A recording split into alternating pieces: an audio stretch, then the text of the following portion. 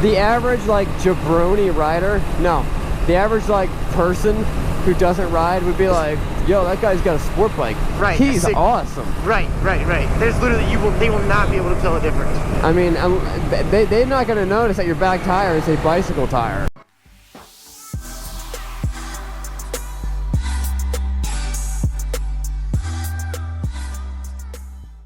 What's up, guys? Sean here from Srkcycles.com. We have a 2015, maybe 2015 Yamaha R3. It's got 1,800 miles on it. This is my second R3 I test drove. They're pretty sweet bikes.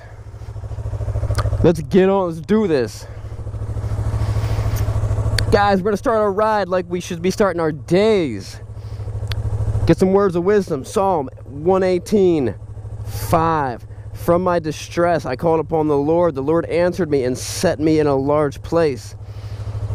What really gets me on that one is we all have distress. We've all been there. God answered you. God will answer you. I don't get the last part though. He set me in a large place. I need to look into that. Figure out what that means. But guys, let's do it. Let's get to our test drive. Wow, the changing of the gears is so smooth. Compared to those two Harleys you just drove? Like, there's nothing like, and there's nothing jerky about it. It's a very smooth, easy transition when you go through the gears. I like these bikes. I think they have a great spot in the marketplace. I heard a stat, I don't know who told it to me, it was probably a lie, but maybe it was true. They said the Kawasaki Ninja 250 was Kawasaki's #1 selling bike for like years and years and years. And it's like, okay, did no one tell Honda? Did no one tell Yamaha? Why did it take them 25 years before they made their own small entry-level sport bike? Right. Yeah. Now Honda had one for a while, but they released it in Europe or Japan. It took them a while before they brought it over here. And I think you just say in Europe or Japan? Europe. Is Japan Europe? Yes. Japan's not. Nah, is it? Japan is 100% Europe. If I said I'm going on a tour of Europe, would you think I'm going to Japan? Wait, are you serious right now? Isn't that more like Asia? That's 100% Asia. Are you kidding me? You were just trying to tell me that Japan was Europe. Yeah, I thought you were joking. No, I didn't say Japan was Europe. Yo, I hear that. What about the Grom? Does the Grom fall into any category like that or not? The Grom falls into the category of micro bike. Micro bike. And it's for people who don't want adult bikes, but they want a tiny little bike.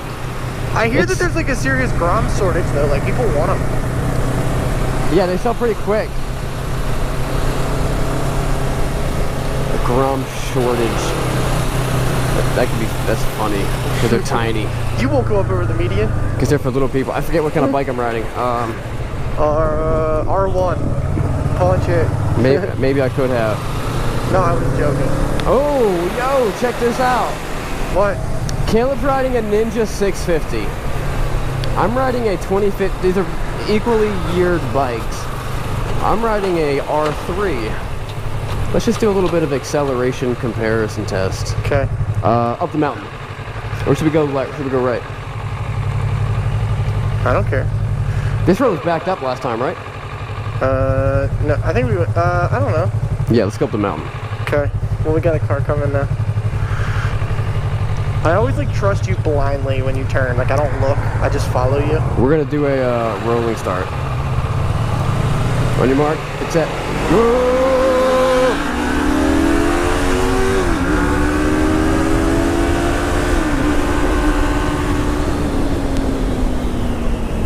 Were you trying? Kinda. No, I mean I almost redlined it in first gear. Dang, I didn't really mash it. You didn't mash it? I mean I mashed it, but is it really possible that the R3 could be quicker off the block than this thing? I don't know. I mean, both of them got plenty of power. Yeah, they're great. This is a great entry-level bike. Right. We had a girl come in yesterday. She was like, I want to buy that, or she's like, I'm interested in that GSXR 600. And I was like, how long have you been riding for? She's like, I just got my license. I never ridden anything ever. And I was like, okay. Is this way we turned right at this one, right? Mm-hmm. I was like, okay. I don't want to say that bike. I don't want you to die. And then we're trying to talk her into this R3, which is a great entry-level bike. It's got plenty of power. It'll keep up with any cruiser bikes out there. And you're probably not going to die on it. Right. I like it. It's a fun bike. This would have been a great bike for me to start out on. I'm not gonna lie, like, for anyone my to start biggest out on. pet peeve with most 250s and like 300s and stuff is if they look like a 250 or a 300. Right. That thing it just looks like, I mean, yeah, you get up close, you're like, okay, it's a little bit small, but like, from a distance, honestly, it looks like every other sport bike. The average, like, jabroni rider, no, the average, like, person who doesn't ride would be like, yo, that guy's got a sport bike. Right. He's awesome. Right. There's literally, they will not be able to tell the difference. I mean, they're not going to notice that your back tire is a bicycle tire. Which the thing is, it's not really a downside to the bike. It's lighter, it feels lighter, it feels more nimble. You can still use the whole tire. Right. You can still, like, shred it up. You could drag knee on these bikes. They actually have a race circuit for these bikes. Look at that guy. He just gave you the look. He just gave you that look. What like, guy? Dang, those guys are cooler on sport bikes. Oh, yeah. I wish I was that guy. See, if we get a look from that guy, we know everybody's giving us that look. Little do they know that these both have Vespa motors in them. Mine's a 49cc. Kimco. His is a 125. This is basically a pit bike for the street. Guys, this bike runs good, feels good, shifts all the gears. Is this grill gone? Oh, it's gone. No. Where did it go? No, it's back there. I see it now. Oh. They have it. Oh, I wonder if they're trying to, like, use it. I don't know. 1,860 miles. This bike's like This bike's like a brand new bike. I hit a bump. It kind of hurt. So how much are those running brand new? What did we find out? It was like 6,000. Yeah, after like dealer fees and stuff like that, you're gonna pay around 6,000 bucks. We have this one listed for 3,800 bucks. Yeah, it's not worth it, man. For your first bike, you're not gonna keep. I mean, unless you just decide to keep everything, you might have it a year or two. Don't lose that money. Yeah, you're probably just gonna buy the bike and then sell it. If you bought this bike and then you sold it a year later, you will lose $3,000. Right. If not more. A new one. Yeah, from buying a new one.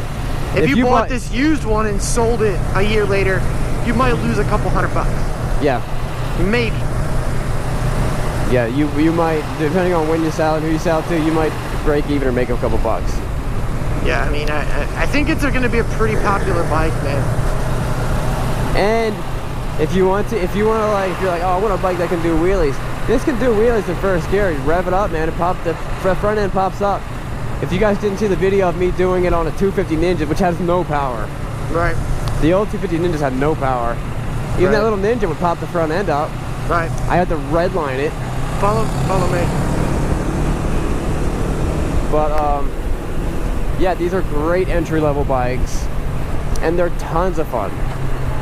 Even experienced riders like myself could jump on a bike like this and be like, yeah, this is great. And have a ton of fun. Do people take those to track days? Yeah. Dang, man. And they do great. It's all about your skill level. Right. I was no joke. I was passed. And I run in like the middle category. I'm not the novice. I'm not the expert. I run in the middle category. And no joke, I'm on the faster end of that category. I don't get passed very often, but sometimes I do. Right. There's no shame in that. I was passed by 2-liter bikes and a guy on a KTM 390. No. Yeah, and it's not because his bike's faster than mine. My bike's way faster than his. It's the guy that had skill, man. The guy was killing it. Right. And the same thing, Valentino Rossi on this bike was just smoking. So, Right. you know, don't think that it's all about, oh, I need a faster bike to become faster. Once Right. you get to the, it's very likely that you'll be maxing out your motorcycle's capabilities. It's more likely your bike can do what, what's holding your bike back. I mean, what is it like literally, really, what percent of R1 users really maximize all of the power of the R1? Oh, no, I mean, yeah, if you're on the highway, Right. if you're on the highway going in a straight line, if you're drag racing, but Right. when you're actually doing what the bike's meant to be doing and laying it down and dragging knee and stuff like that, you're holding back a lot. Right. So you don't need that much power. Right, and this is great. It's tons of fun. I bet it's got a top speed of like, I don't know, 130, 140 maybe? Why would you ever need to go faster than that on the street? On a track. No, not on the street, but on the track. Trying to keep up with people. Great way to get your feet wet. All right, guys, that wraps up the test drive of the Yamaha R3. I think this is a great bike. Remember, it's not what you're riding, but where you're going. whoa. See you guys later. Subscribe. Don't forget to subscribe. Subscribe. Guys, don't forget to subscribe. Subscribe, please.